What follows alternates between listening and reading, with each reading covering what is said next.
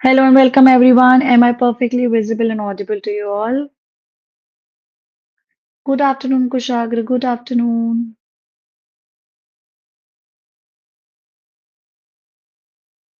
Ready हैं सब लोग with respect to the marathon?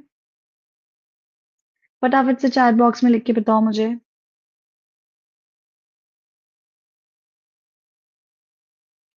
तो 6 घंटे आपको यहीं बैठना है और we have to make sure कि हम वो सारी चीजें. Good afternoon, good afternoon.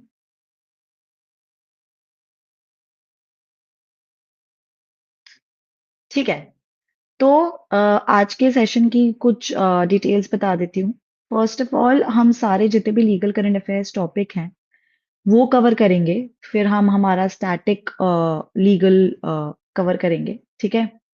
उसके बाद हम क्वेश्चंस अटेम्प्ट करेंगे जितने भी.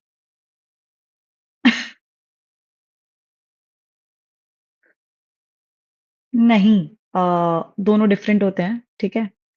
तो यस, तो जो हम वेवर्स है, yes, so next we'll be doing the questions and that is it. So चलो, अटेंडेंस पूरी लगा चुके हो. ये बताओ फटाफट कि क्लैट के लिए प्रिपरेशन कैसी चल रही है या स्ट्रेंजर थिंग्स के सीजन देखने में लगे हो. जल्दी बताओ. स्ट्रेंजर थिंग्स देख चुके हो?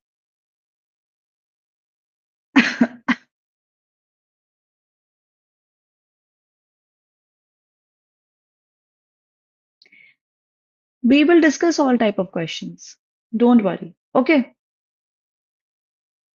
Season 5. Yes.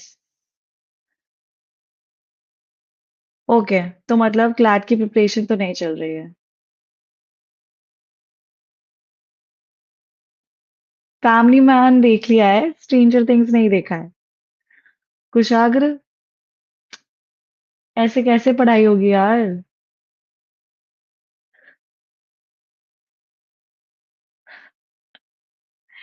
चलो ठीक है, स्टार्ट करते हैं. हम ऑलरेडी बहुत सारे टॉपिक्स कवर कर चुके हैं और हम okay, coming back to legal current affairs. हम suits, stranger things, family man धीरे धीरे सब कुछ डिस्कस कर लेंगे. अच्छा, what is a mock score, current mock score of each and every student? सब लोग अपने मॉक स्कोर्स यहाँ पे डाल दो.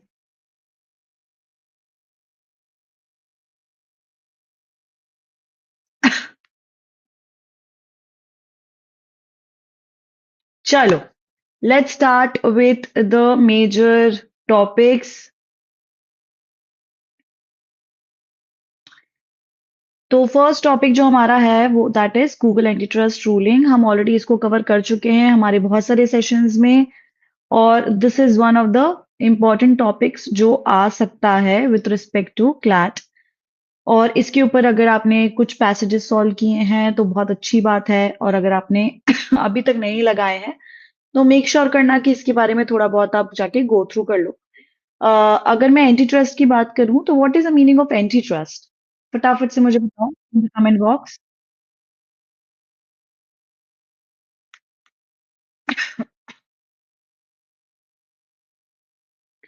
What do you mean by the term antitrust?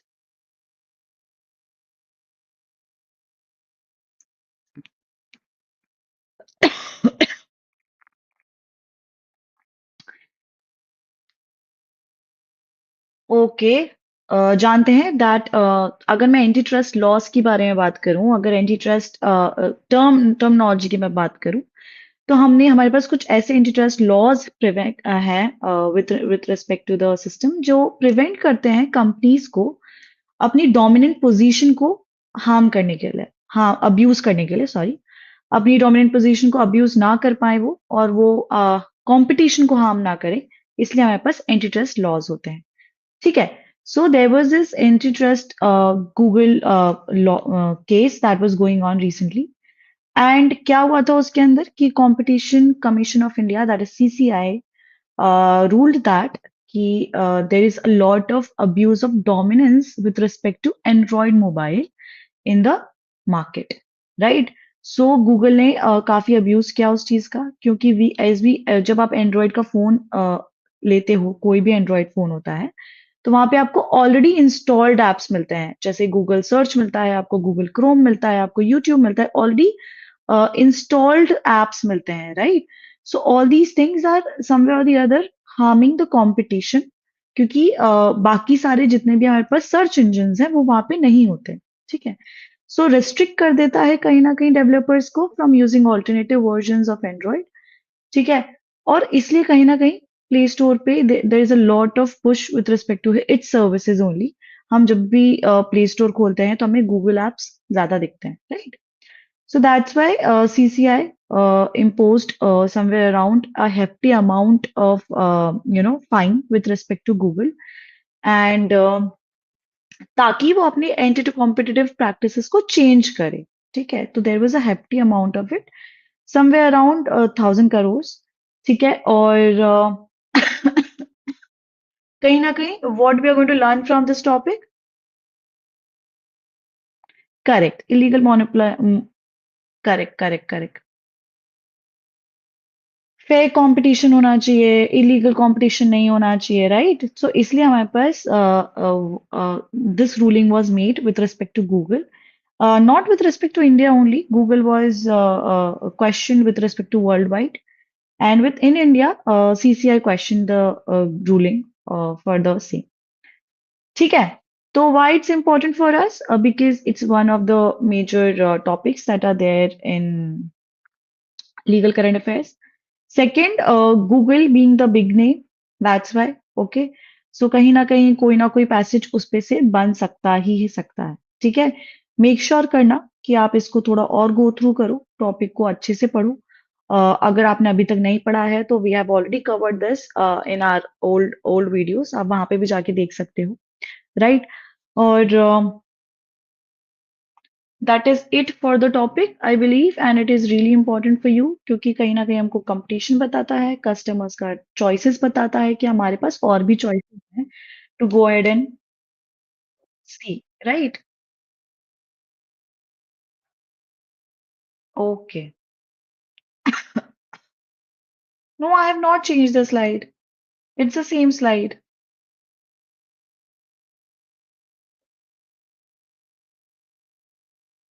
Around it hefty amount of the fine. Okay. You don't have to go into the what was the amount of the fine. You just have to know the laws. You don't have to go inside in depth into it. ठीक है? Good afternoon, Saransh. Good afternoon. Okay, next topic which is really really really important, इसके बारे में काफी सारी news आई हैं, काफी सारे बार हमने इसको डिस्कस करा हुआ है। Article 142 and 143, tell me in the comment box what is article 142 and what is article 143, फटाफट से बताओ मुझे चैट बॉक्स में।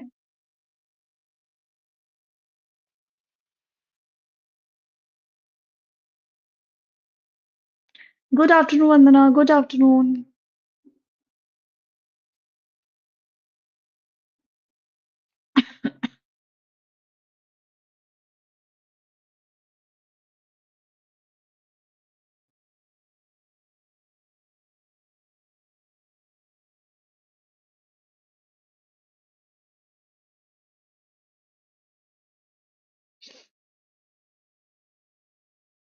Correct. 142 talks about complete justice and Article 143 talks about advisory powers. Correct.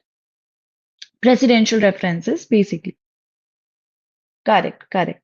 So yes, these two articles are really important. ये news में क्यों थे recently? कोई मुझे बताएगा इन द कमेंट बॉक्स?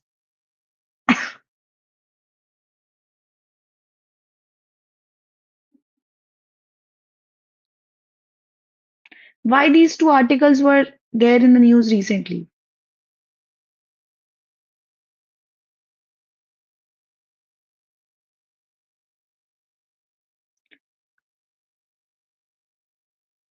चलो सब मेरा सेशन देखते तो हैं। Now I know. Correct, Tamil Nadu government governors case, correct.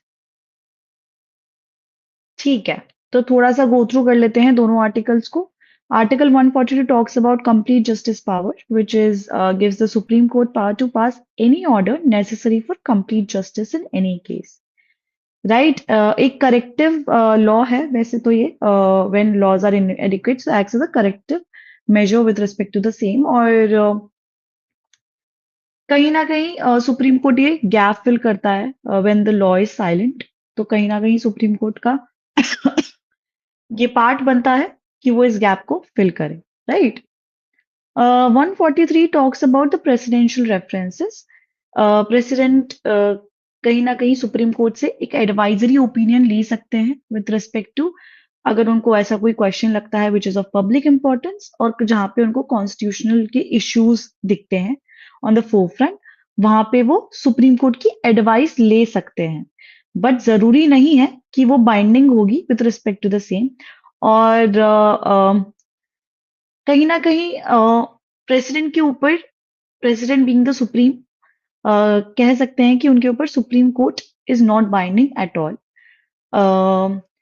काफी सारे केसेस में प्रेसिडेंट ने उनकी बात मानी है काफी सारे केसेस में उन्होंने प्रेसिडेंट की बात नहीं मानी ठीक है so this these were the two important topics when you look at it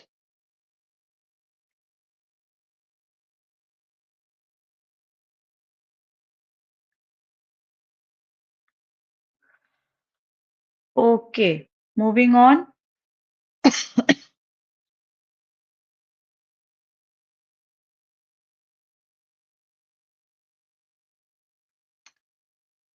what is RPA tell me what is RPA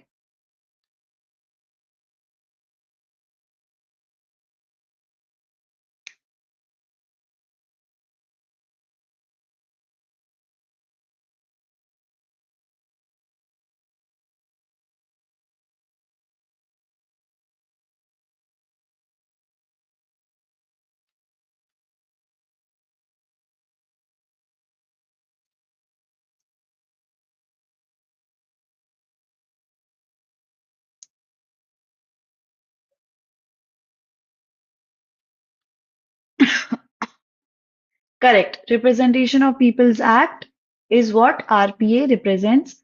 Uh, why it was there in the news?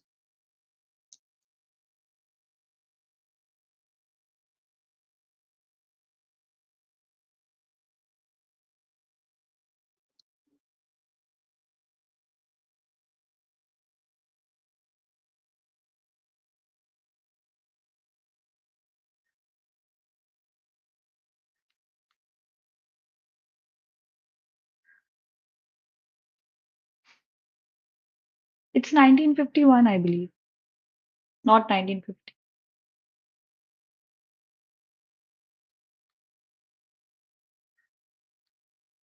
So Article 53(2), what does it talks about with respect to Representation of the People's Act 1951? It allows the uncontested elections अगर एक candidate ही बचता है तो अगर बाकी सब withdraw कर लेंगे तो there is one only one candidate और ही और she is gonna win right तो ये कैसे मिसयूज हुआ with respect to the same काफी बार ये हुआ कि देर वाज द जो अदर कैंडिडेट्स थे वो थ्रेटेंड थे उनको थ्रेटन किया गया उनको फोर्स किया गया उनको इंड्यूस किया गया टू विड्रॉ ठीक है तो क्या होता है अगर सब लोग विड्रॉ कर लेंगे तो there would be one person who is going to lead it leading to forced uncontested wins and voters lost their right to choose right क्यों important है with respect to the news that we have right now is SC has really warned election commission to ensure free and fair elections stop this coercion part and हम जितने भी candidates हैं उनको protect कर पाए with this intimidation that has been done on them right so, yes, this is again one of the most important topic if we really see, look at it. जितने भी हमारे काफी सारे क्वेश्चनिंग चल रही है with respect to election commission तो ये भी एक इम्पॉर्टेंट टॉपिक बन जाता है respect to the same right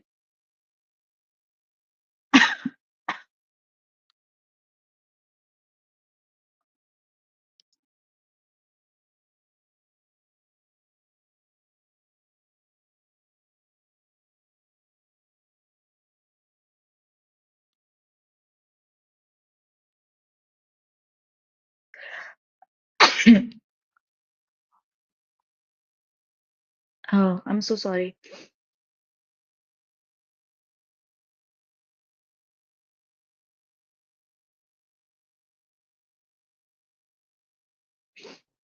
okay, so एक बच्चे ने डाउट पूछा कि आरपीए 1950 क्या है और आरपीए 1951 क्या है।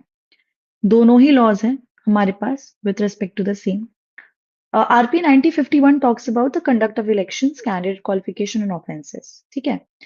और 1950 talks about the electoral rolls and constituency delimitations and pre election के बारे में बात करता है 1951। कंडक्ट हो गया, क्वालिफिकेशन हो गया, बाकी सारी चीजों के बारे में बात करता है, ठीक है। तो ये नहीं है कि दोनों या तो दोनों ही लॉज हैं, ऐसा नहीं है कि सिर्फ एक लॉ है। Moving on, what is PMLA?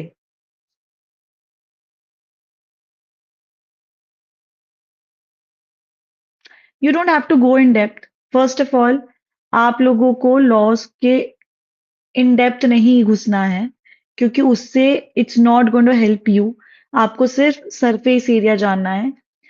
In depth पढ़ाई आप 5 साल के लॉ स्कूल में पढ़ने ही वाले हो, तो अभी से वो पढ़ के आपको कोई फायदा नहीं है, ठीक है। You don't have to know exact number of the the year number of the same, या फिर आपको ये जानने की जरूरत नहीं है।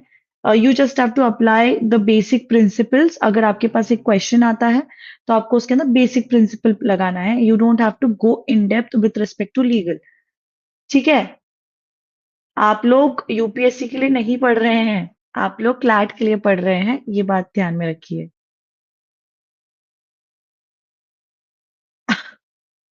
ठीक है। ओके, काफी सारा वो आ गया, prevention of money laundering. Why was it in news these time, like these days? क्यों था वो न्यूज में?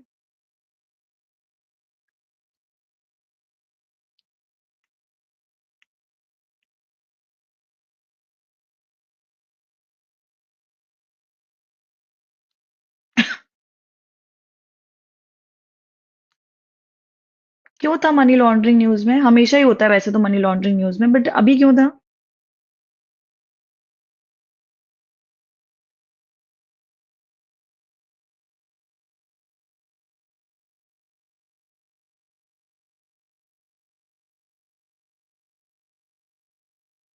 सबने एडमिट कार्ड प्रिंट करा लिया? पहले मुझे ये बताओ, everybody has printed their admit cards?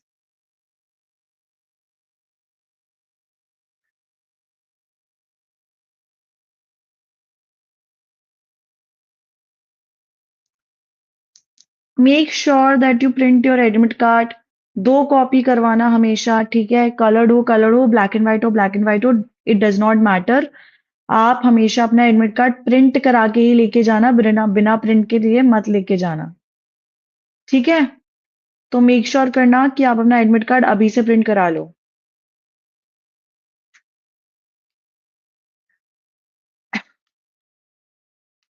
किस किस ने नहीं कराया है अभी तक?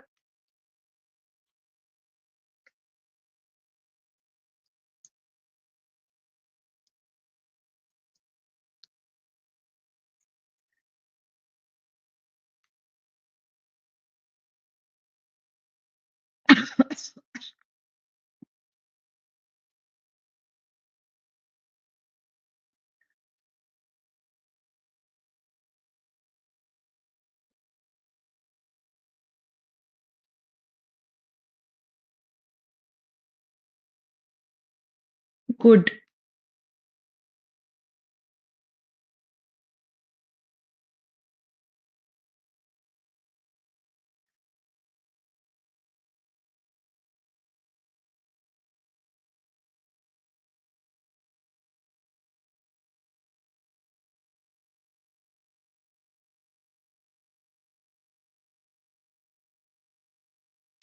तो प्रिवेंशन ऑफ मनी लॉन्ड्रिंग का एक्ट क्यों हमारे पास एग्जिस्ट करता है?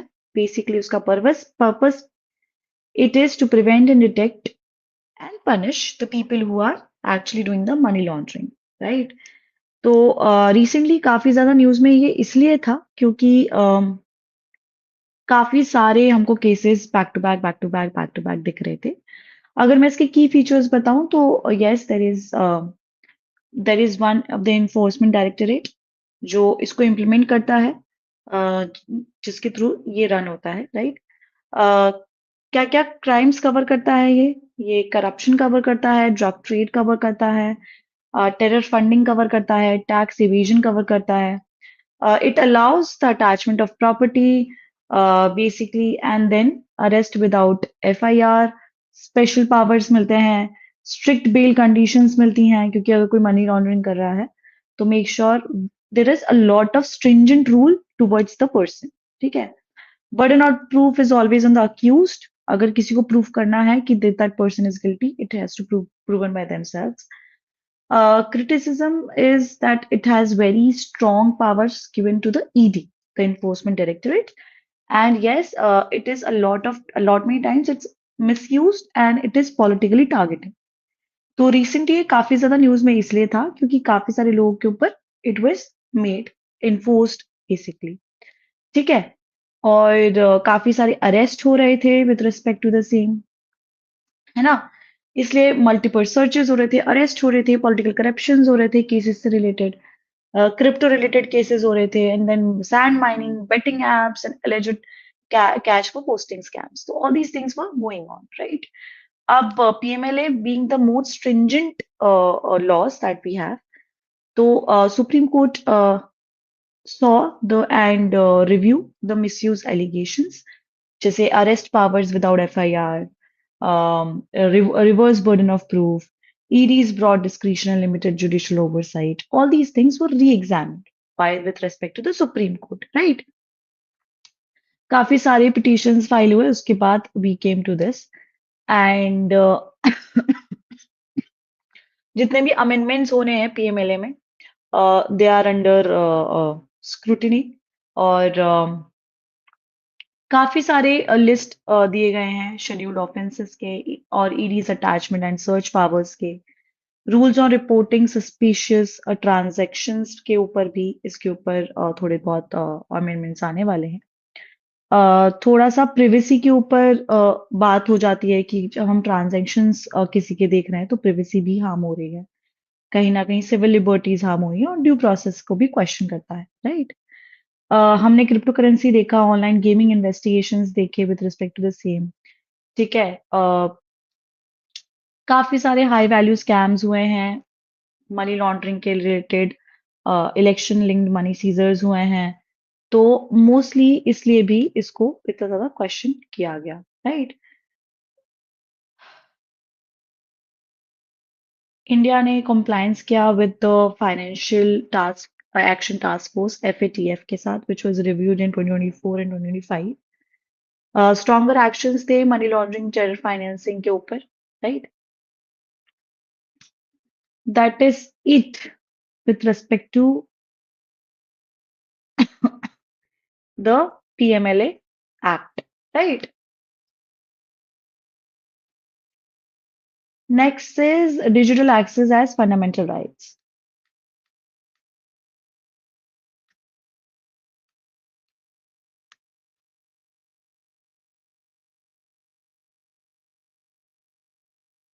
What are fundamental rights? From which article to which article we deal with fundamental rights? Do you know, guys, know? How many fundamental rights do we have?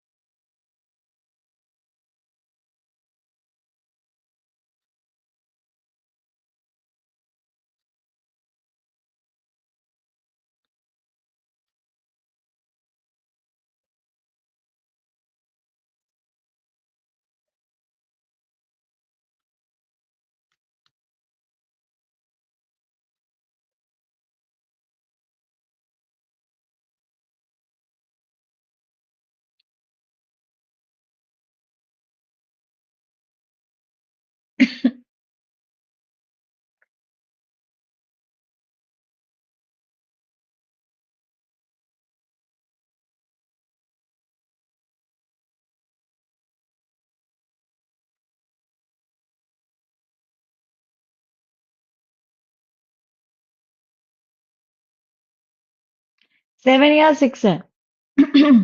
काफी debate है इस पे, 6 या 7. 6 fundamental rights. What are the fundamental rights that we know of?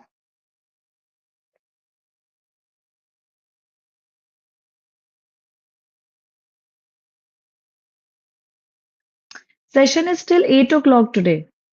It's a 6-hour session.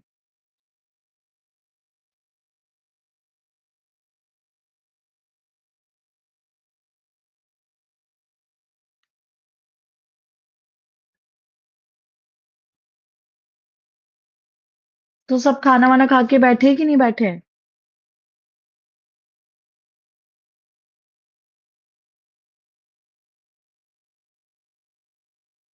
You will have breaks. I will be giving breaks, maximum 10 minutes after each and every session.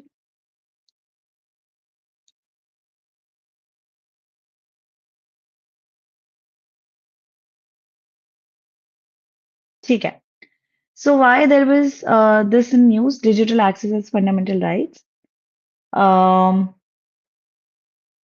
जो हमारा internet है, right, काफी बार इन question रहा है. और internet access is part of article 21. Supreme court ने ये बोला था. Supreme court held it, right? Because it education is very much dependent on internet, business is very much dependent on internet, healthcare is very much dependent on internet, and governance is also dependent on internet. So it's somewhere or the other, right to life and personal liberty. It comes under Article 21. That is what Supreme Court held under Anuradha Basim versus Union of India, which came in 2020, right? So what did Supreme Court held in the same? Internet is very essential. Restrictions must be reasonable. Agar there were a lot of restrictions which were made with respect to the internet. There was a lot of shutdown that we have seen, and a prolonged shutdown violates the fundamental rights, violates a lot of rights with respect to a lot of students who are studying through internet only. Right? There are places and places such as rural area maybe where the internet is the only source through which students actually go and study, right? There is a lot of promotion of online education, and we have been seeing it throughout, right? So it is really, really, really important that the access to the uh, digital access has been given.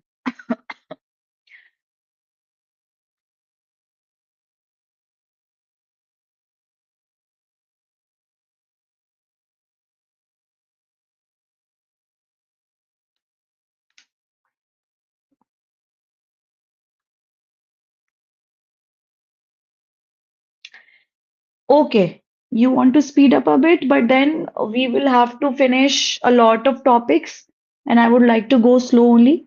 I don't want to run the session because we have a lot of time, and we can complete all of the topics in in time. So don't worry. So what actually happened with respect to the digital access is it's a part of the fundamental right now, and there were a lot of litigations with respect to the internet accessibility, and there were a lot of whenever the internet shutdown has been happened, there's a lot of things that are stopped, right? With respect to banking, with respect to healthcare, welfare, education, governance, all these things come into they stopped while with respect to each and every person. We are not able to access them, right? Okay, moving on to the. You should have joined the session at the earliest. I already discussed we'll be doing the legal current affairs first, then we'll be doing the static current affairs, and then we'll be dealing with the questions. Okay,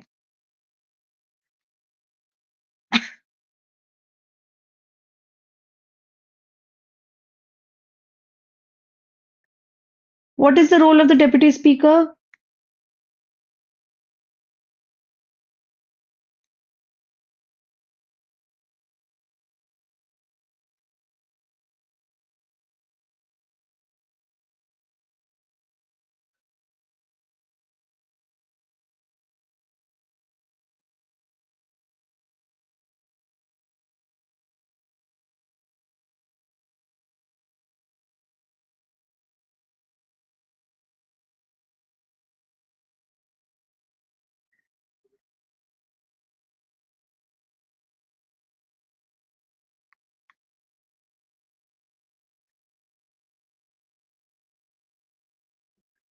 What is the role of the deputy speaker?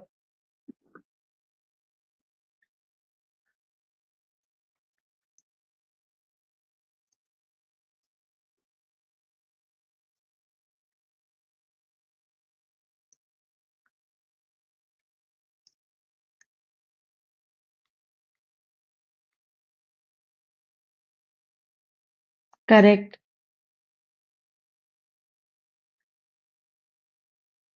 So, role of the deputy speaker holds a very vital and non-ceremonial constitutional office, if I really want to say that. And his role is to preside over the Lok Sabha in the absence of the speaker. While presiding, the deputy speaker has all the same powers as the speaker, ensuring that there is a smooth and orderly conduct of the proceedings that are being done. Right. We also can see that he has to make sure that legislative continuity has been maintained. If the Speaker's office becomes vacant due to resignation, death, or removal, the Deputy Speaker performs the duties of the Speaker until a new one is actually elected, right? Then, why it is, there, it is also being really, really, really important that the Deputy Speaker is impartial and expected to function like very in a very fair manner with respect to the house, right? Why was it in news? Because there is a lot of news surrounding the deputy speaker of the Lok Sabha, which stems the prolonged vacancy of the post. Okay, which has been unfilled for the entire term of the 17th Lok Sabha, and it continues to be vacant in the 18th Lok Sabha as well. Okay. Why there is a constitutional mandate with respect to the same as Article 93 of the Indian Constitution.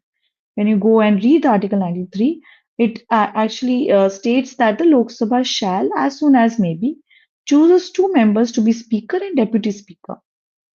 But the seat has been vacant so long. That's why it was there in news, right? Um, which is basically harming the spirit, and it is harming the intent of the constitutional provision that we hold in our constitution, right? This is also an erosion of the democratic balance, if I really want to talk about that. Uh, this is somewhere or the other, there should be always be a speaker which is given by the ruling party, and the post of deputy speaker is offered to a member to the opposition, so that there is always a transparency that has been maintained. Okay, there are two people, one being the ruling party, another one being the opposition party. This informal practice is designed to foster consensus, ensure power sharing, and maintain a democratic balance between the government and the opposition in the functioning of the parliament. Right? The failure to appoint a deputy speaker is often alleged to be due to a political deadlock. And because of this, there is a lot of reluctance with the ruling party to adhere to the convention of offering and posting to the opposition, which undermines the spirit of bipartnership. Okay. Um, that is why it was there in the news. And correct. True, true. Okay. Next topic is appointment of a CGI. This has been always in the news. Since I was preparing for my CLAT, it was there in news. Till now, it's the same issue that we are dealing with. Appointment of the CGI. Who is the current CGI? Who is the current CGI?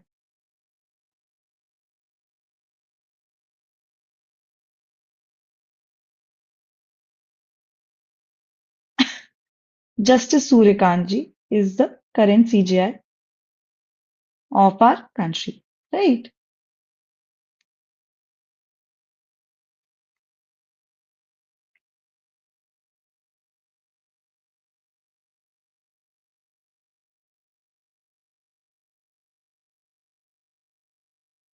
Why was it in news recently?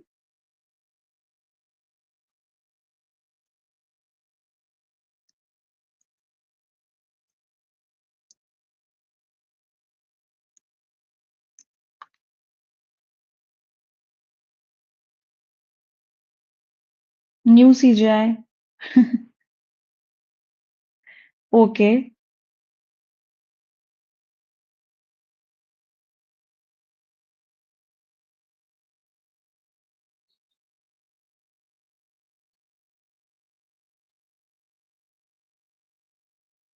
What is the requirement for to become a CGI? What is the things that we usually see if a CGI has to be appointed?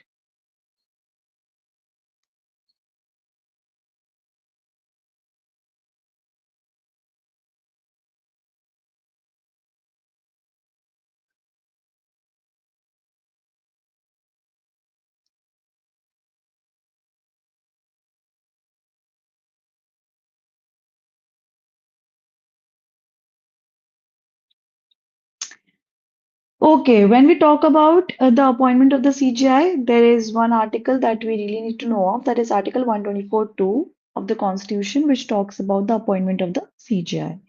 Majorly, if I really want to tell you, there are few things that are really important that we see and look for to let someone become the CGI.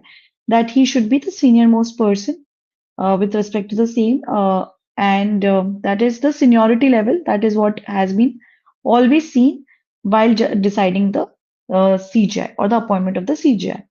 Uh, Justice Suryakant ji has replaced Justice B.R. Gavai, and recently he became the 53rd Chief Justice of India. The process is simple. The person is senior most judge of the Supreme Court as a successor, and anyone who has been recommended by the Union Law Minister to the Prime Minister and then advises the President of India, right? Why there was a lot of ongoing debate over the appointment of the appointment system? Because collegium system has always been in the question. The process of CJ and four most senior judges of Supreme Court decide on judicial appointments, and this system has been evolved through judicial interpretations and is not explicitly mentioned in the Constitution. There is nothing so much emphasizingly used in the Constitution that how the CGI has to be elected. There is a lot of transparency which has been lacked, as there is no accountability, there is no transparency as who is going to be the next CGI. Okay, so there is NJAC commission that was formed, a National Judicial Appointment Commission, which recently has been a lot of talked about that this should be revived again. It was a constitutional body proposed by the Parliament in 2015 for the for making the new CGI, right? Recently, there were certain developments that has been done that newly sworn CGI Justice Surikant recently indicated that the Supreme Court would consider a plea seeking to revive the NJAC, which immediately brought the entire appointment debate back into the news spotlight. As it has been always in the spotlight, this time also it's going to be in the spotlight again, right?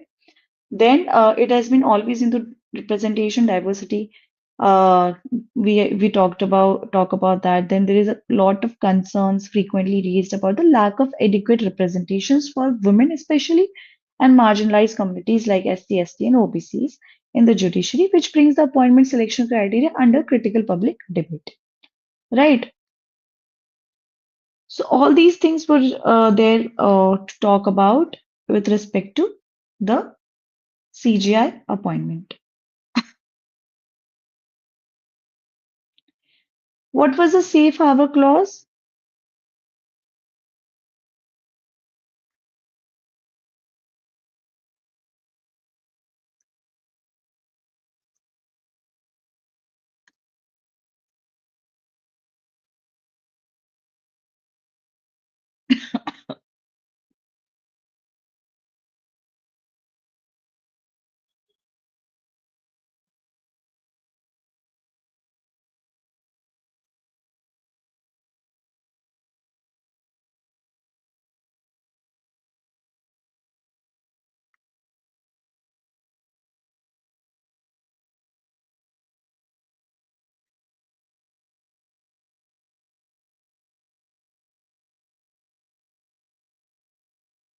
Correct. So when we talk about the safe harbor clause, it is basically the part of the Section 79 of the IT Act, which talks about the different social media platforms such as Instagram, Facebook, YouTube, WhatsApp, which are not liable for user-generated content if they follow rules. Okay. Um, in context to India, if we talk about that, it revolves all around Section 79 and its subsequent rules and proposed legislations. Then we can say we have seen recently how AI has been, used rapidly with respect to each and everyone. We all use AI, right? But there should be certain, rules to be implemented with respect to the same. Uh, there is a lot of there is a, there was a key proposal which was there that if a platform knowingly permits or promotes or fails to act upon synthetically generate information, it is considered to have failed its due diligence, thereby losing its safe harbor protection. This places a massive technically demanding burden on platforms. We have a lot of platforms and it has been losing its safe harbor protection. Okay, there was a lot of controversy with respect to the balance between the free expression, platform accountability.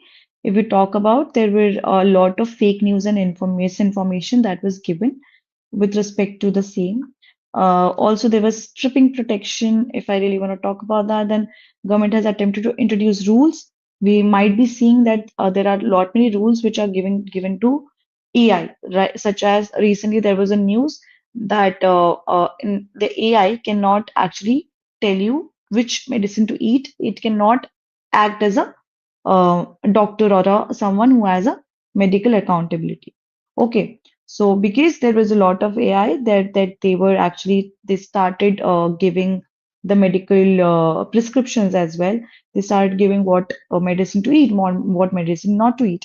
So that's why there is a lot of stringent rules that are being made with respect to the same. So new legislation that we talk about in the Digital India Act.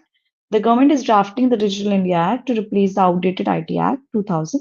It is widely expected that a DIA will fundamentally revise the safe harbor provision to impose much stricter accountability and due diligence obligation on all online intermediaries.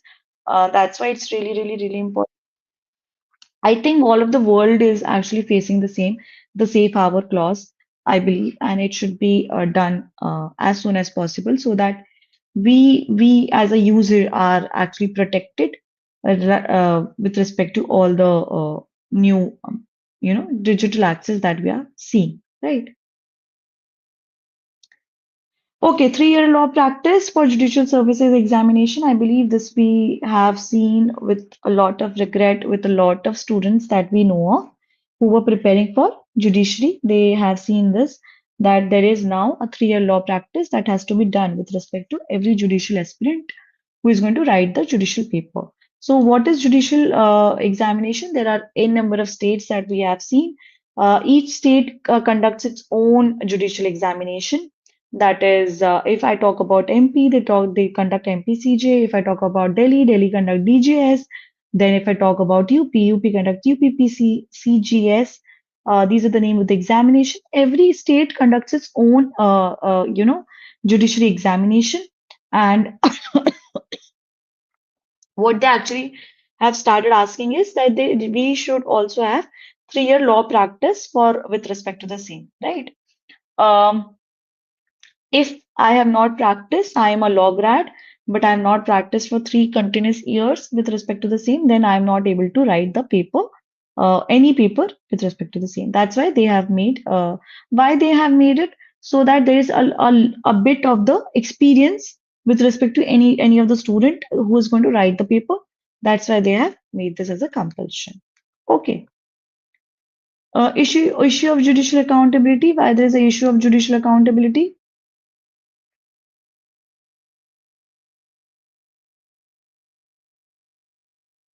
What should judges do?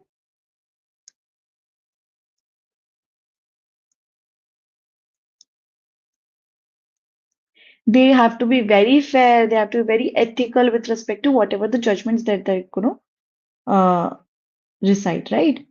Uh,